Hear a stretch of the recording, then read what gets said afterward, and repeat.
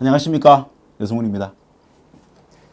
자, 우리 이번 시간에는 제5류 위험물에 대해서 한번 알아보도록 하겠습니다. 먼저 5류 위험물은 성질이 자기 반응성 물질 이렇게 분류되고 있죠. 그렇다면 왜 5류 위험물을 자기 반응성 물질로 부를까요?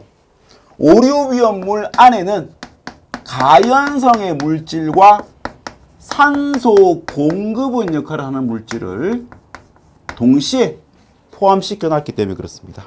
그래서 혼자서도 반응할 수 있는 상태의 성질, 자, 그래서 자기 반응성 물질로 부른다는 것이죠. 그 다음에 5류 위험물의 특징들을 보시면은 5류 위험물은 전부 다 물에 녹지 않습니다. 만약에 시험 대비하실 때 5류 위험물인데 물에 잘 녹는다 그러면 그 보기는 잘못된 설명이 되겠죠. 그 다음에 물보다 전부 다 무겁다라는 얘기인데 우리 1류, 2류, 3류, 4류, 5류, 6류 위험물이 있죠. 이 중에서 4류 위험물은 인화성 액체니까 기름이니까 물보다 가벼운 것이 더 많습니다. 물론 물보다 무거운 것들도 있죠. 그 다음에 3류 위험물 중에도 칼륨, 나트륨, 알킬, 알루미늄, 알킬, 리튬 등은 물보다 가볍고요. 또한 3류 위험물 중에 금속, 수소화물 중에서도 물보다 가벼운 것들이 포함이 되어져 있는데 이 두 가지들을 제외하고 나머지 1, 2, 5, 6 이 네 가지는 전부 다 물보다 무거운 것밖에 없다는 얘기입니다. 물보다 무겁다라고 본다는 얘기입니다. 1류, 2류, 5류, 6류 위험물 중에는 물보다 가벼운 것이 없다는 얘기죠. 모두 다 물보다 무겁다라고 알아둔다는 얘기입니다. 그 다음에 5류 위험물에는 성질이 자기 반응성 물질이라서 1류 위험물은 산화성 고체, 2류 위험물도 가연성 고체, 4류 위험물은 인화성 액체, 6류 위험물도 산화성 액체인데 3류 위험물에서 자연 발화성 물질 및 금수성 물질이듯이 5류 위험물도 액체라 고체가 없이 자기 반응성 물질이죠. 자, 이 말은 5류 위험물 안에는 고체도 있고 액체도 존재한다. 이런 결론이 되겠죠. 그래서 5류 위험물 공부하실 때는 5류에 속하는 이 물질이 고체인지 아니면 액체인지를 구분을 할 수 있어야 한다는 얘기입니다. 또 한 가지는 고체는 물에 쓰면 적시면 안정하다 그랬죠. 5류 위험물 중에 액체는 제외하고 고체 위험물만 봤을 때 물에 적시면 5류 위험물들은 고체들은 물에 안정합니다. 다만 5류 위험물 중에 니트로셀룰로스라는 물질이 있습니다. 자, 이 물질만큼은 물에도 안정하지만 알코올에 적셔도 안정하거든요. 하지만 니트로셀룰로스가 아닌 5류 위험물 고체는 알코올은 아니고 물만 순면시키면 안정하다. 자, 이렇게 알아두시면 되겠습니다. 두 번째로 소화 방법. 자, 이건 산소 공급원이라는 것을 직접 갖고 있기 때문에 산소 공급원을 제거하기 위해 하는 질식 소화는 효과가 없죠. 그래서 물로 냉각 소화하는 것이 방법이다 라고 알아두시면 되겠습니다.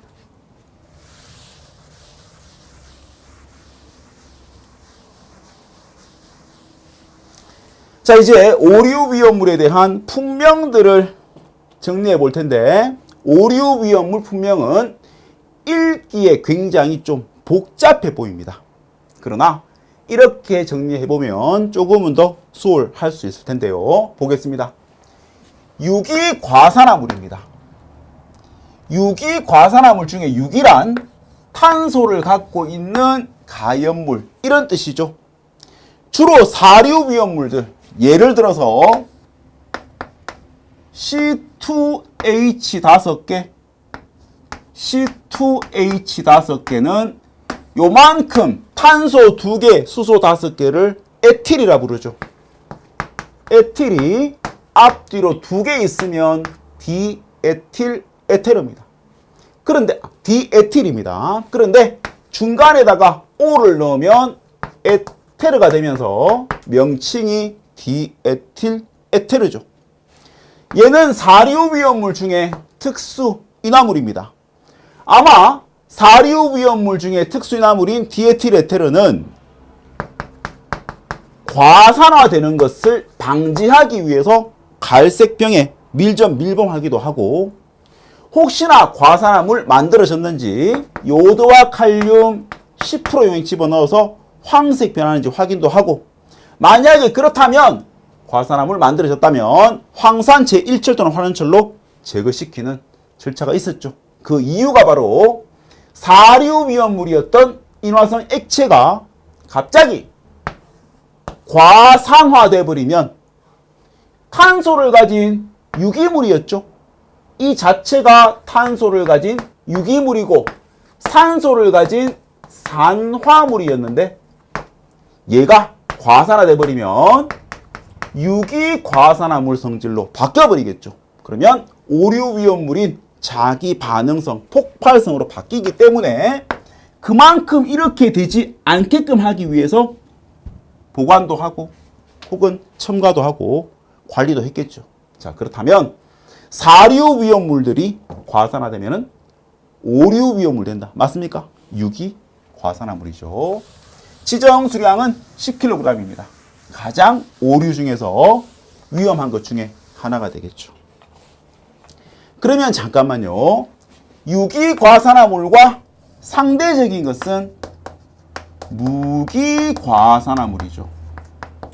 무기라는 것은 주로 금속성의 물질. 자, 이렇게 분류하면 되는데, 똑같은 과산화물이지만 유기과산화물은 제5류위험물이고 무기과산화물은 제1류위험물에 속하더라. 이렇게도 비교를 할 수 있으면 좋겠습니다. 자, 두 번째, 질산 에스테르는 10kg. 역시 이 두 가지가 지정 수량이 제일 작은 오류위험물이고, 이렇게 되면 위험 등급은 1로 분류가 되겠죠. 자, 다음으로는 니트로 화합물입니다. 그리고 니트로 소화합물인데, 이 두 가지의 구분은 이렇습니다. 대표적인 물질로 예를 들면은 뒤에 다시 설명드리겠지만, 니트로는 NO2라 표시합니다. 이게 니트로입니다. 그러나 앞에 선 하나 그어주는 게 일반적이죠. 왜냐하면 그냥 NO2는요. 자, 그냥 NO2는 이산화 질소라고 불리는 기체라는 것이죠. 그러나 똑같이 생겼지만 어디에다가 갖다 붙여야 되는 상황이 된다면 이건 니트로키라고 부른다는 겁니다. 둘은 완전 다른 것이고요. 자, 니트로 화합물은 주로 벤젠, 핵이나 유기물 등에 니트로기를 2개 이상 결합시킨 것들은 다 니트로 화합물에 포함이 되더라. 이렇게 알아두십시오. 물론 니트로 화합물에는 방금 말씀드린 것 외에도 굉장히 종류가 많을 수 있겠지만, 기본적으로 우리는 시험 대비를 위해서라면 이렇게 알아둡니다. 니트로기가 2개 이상 붙어 있는 것, 그러면 니트로 화합물이다.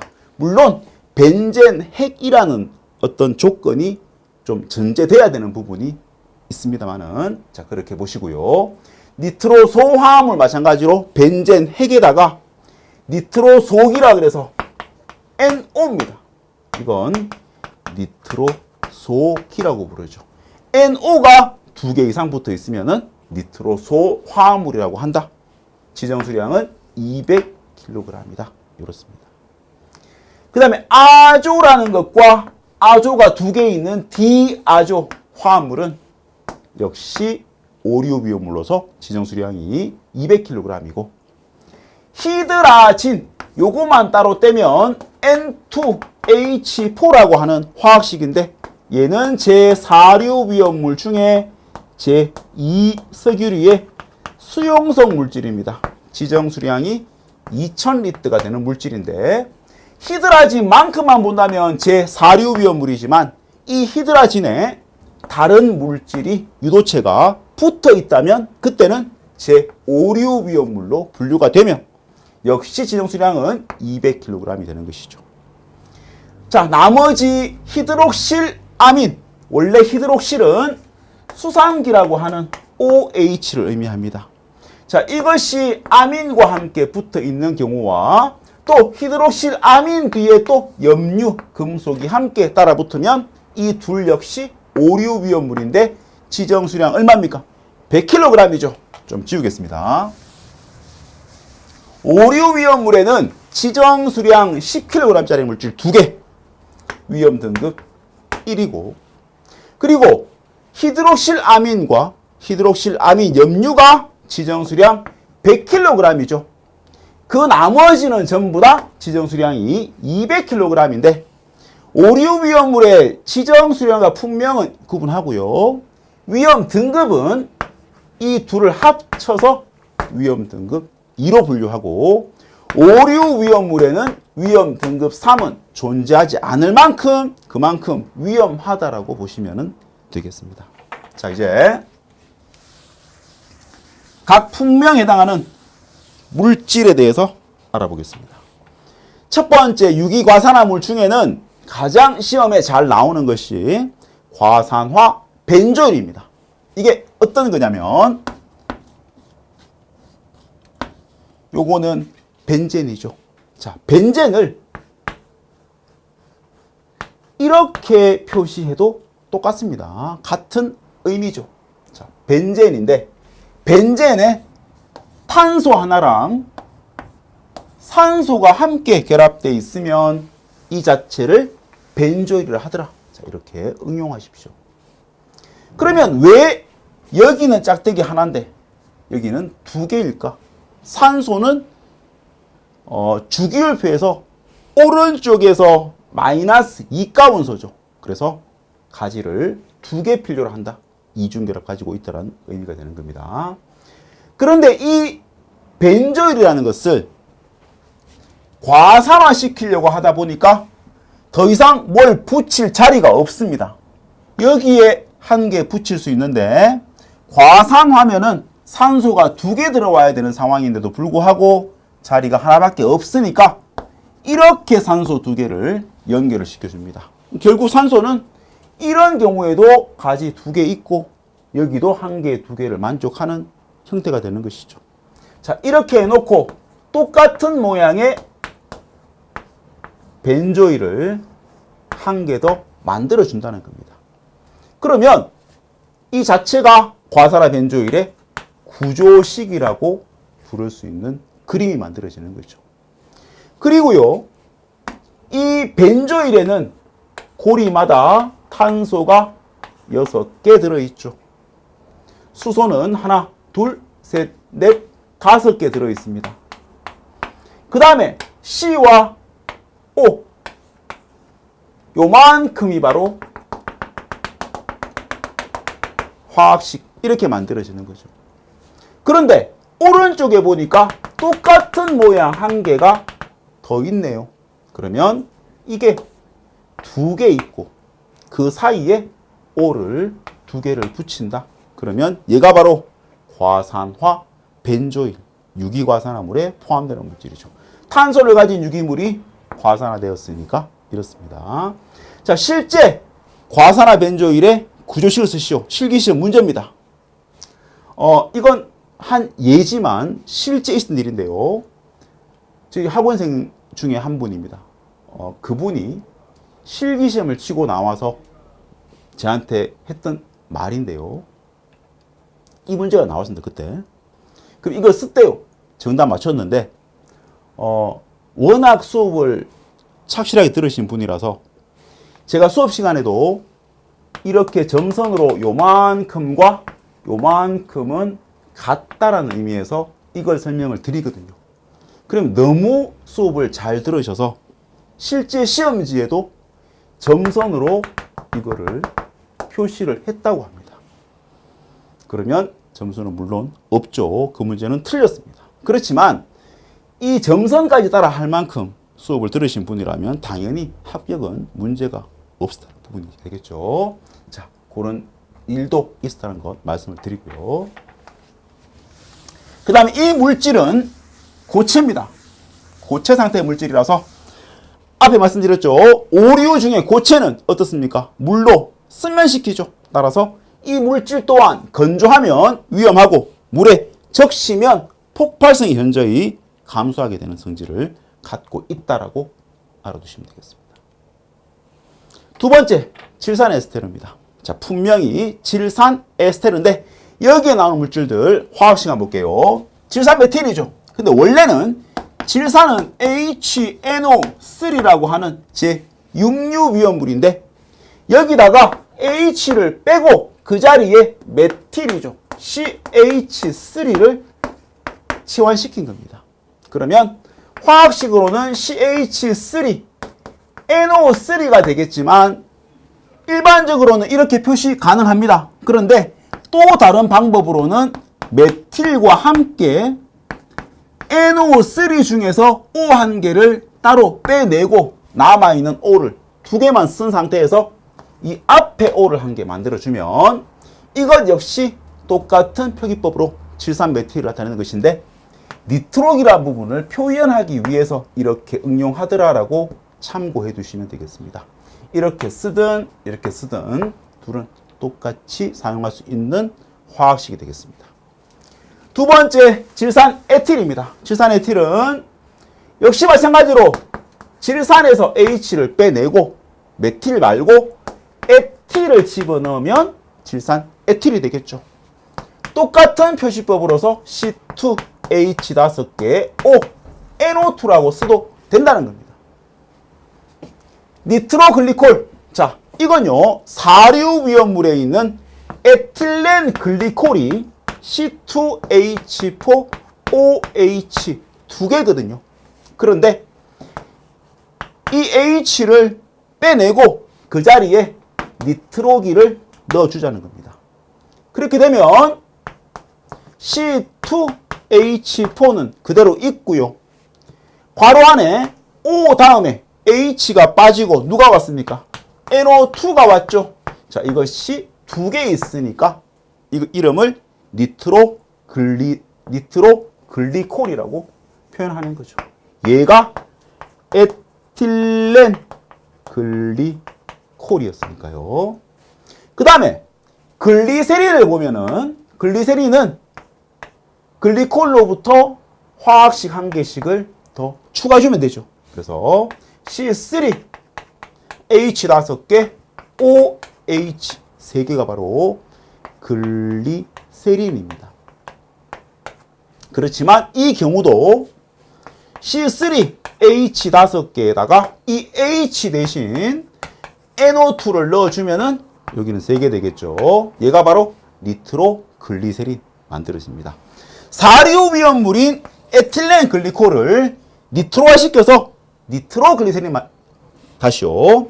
사류 위험물인 에틸렌 글리콜을 니트로화 집어넣어서 니트로기를 집어넣어서 니트로글리콜로 만들었고 그 다음에 글리세린 역시 니트로화 시켜서 니트로글리세린을 만들었다. 이렇게 되는 것이죠. 사류가 오류 위험물로 바뀐 상태가 되는 겁니다. 자, 그 다음에 다섯 번째에 있는 니트로 셀룰로스는 화학식은 시험에 안 나옵니다. 그래서 화학식은 매우 복잡한데 외울 필요 없고요. 요만큼들은 화학식이 필요하다는 것이죠. 그리고 얘들은 다 액체 상태의 물질이고 얘는 고체인데 앞에 말씀드렸죠. 니트로셀룰로스만큼은 물 그리고 알코올에도 적시면 안정한 물질이다 말씀을 드렸습니다. 이렇게 되는 거죠.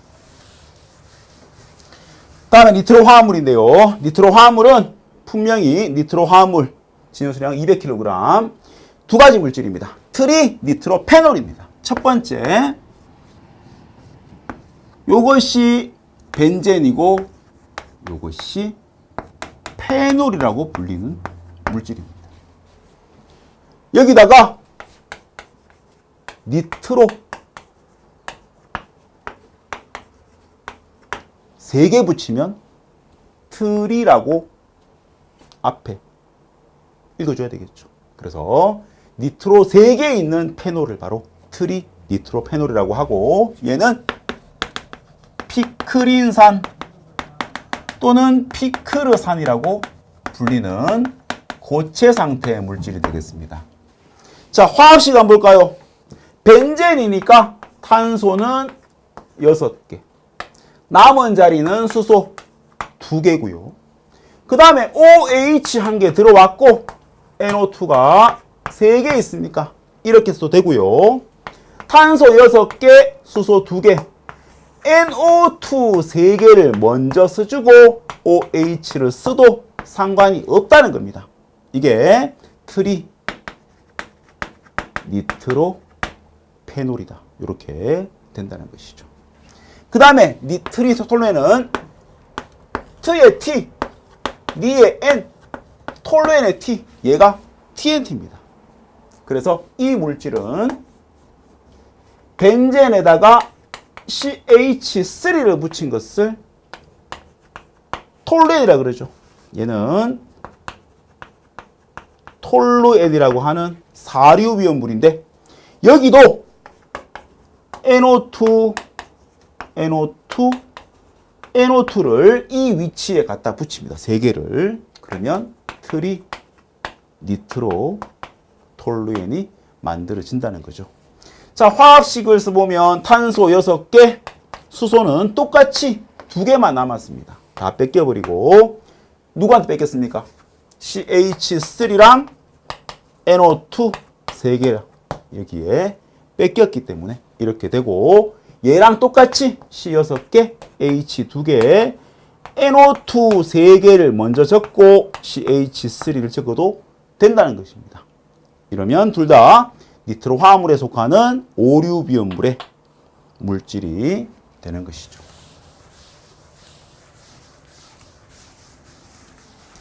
참고로 하나만 더요. 참고로 니트로화 시키는 방법이 무엇일까? 요거 한번 알아보겠습니다. 그 정의는 어떤 물질에다가 질산과 황산을 반응을 시키면 만들어진, 황산은 촉매입니다. 탈수를 시키는 역할을 하는 촉매로 사용하기 위해서 황산을 넣어주는데, 단순한 예로요. 자, 잠깐만 참고로 니트로화 시키는 그 자체가 다 사류위험물을 오류위험물로 만드는 건 아니라는 건 알아두시고요. 하나 보겠습니다.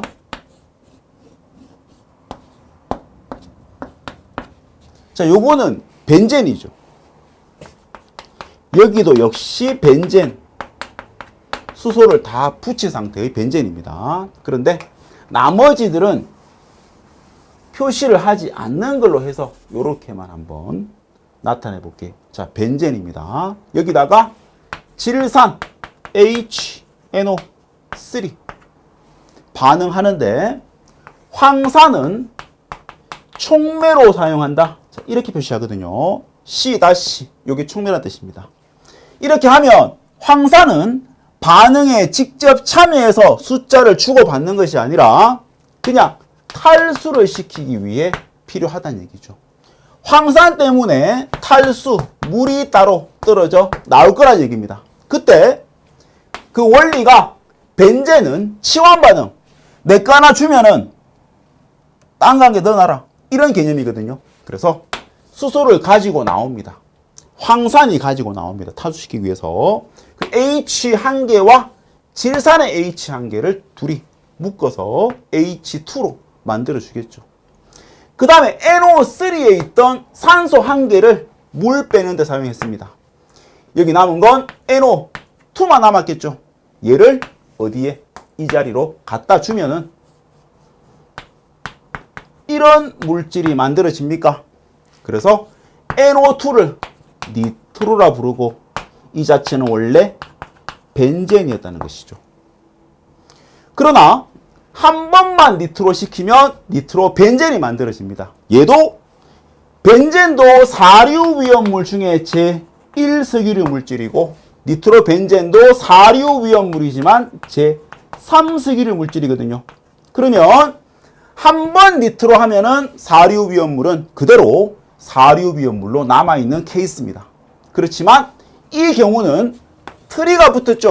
니트로 화합물이란 니트로기가 몇 개 이상? 2개 이상입니다. 그래서 1개일 때는 오류가 아닐 수 있겠지만 2개 이상 붙으면, 3개 붙으면 무조건 오류 위험물로 본다. 이렇게 정리할 수 있겠습니까? 자, 그럼 또 한 가지, 이 니트로화 시키는 과정이 굉장히 중요할 수 있는 것이 지금처럼 이 경우는 벤젠에다가 뭘 넣었습니까? 질산하고 황산을 넣어서 니트로화 시키면 니트로 벤젠이 됩니다.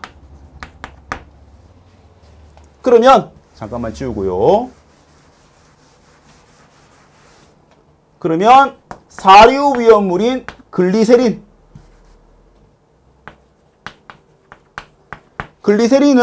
니트로화 시키면 질산과 황산 넣으면 니트로글리세린 맞습니까?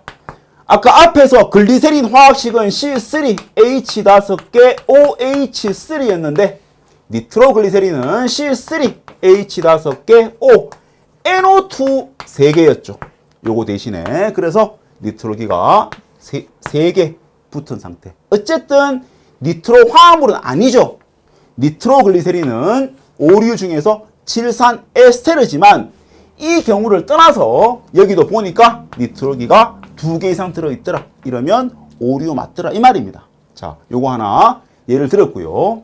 그러면 글리세린에 질산과 황산을 집어넣으니까 니트로글리세린 만들어지고 벤젠에다가 질산과 황산을 넣으니까 니트로벤젠이 되는데 그러면 모든 물질에다 질산과 황산을 넣으면 그 물질은 니트로 뭐 되더라. 맞습니까?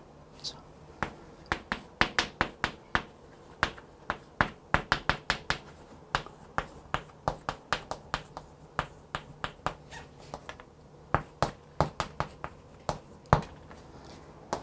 여승훈입니다. 여기다가 질산과 황산을 넣어서 탈수를 시키면 여기에 나오는 건 어떤 물질입니까?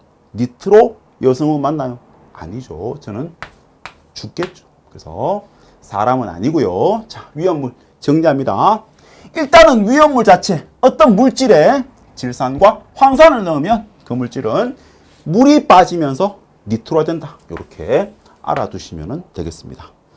이 설명을 드리는 이유는 주로 오류 위험물에서 자주 나오는 것이 니트로 화합물에 대한 개념이라서 설명을 좀 드려본 기회가 되겠습니다. 자, 여기까지가 제 오류 위험물에 대한 내용을 간략하게 설명을 드린 부분이었습니다. 자, 다음 시간에 다시 한번 뵙도록 하겠습니다. 대단히 고맙습니다. 감사합니다.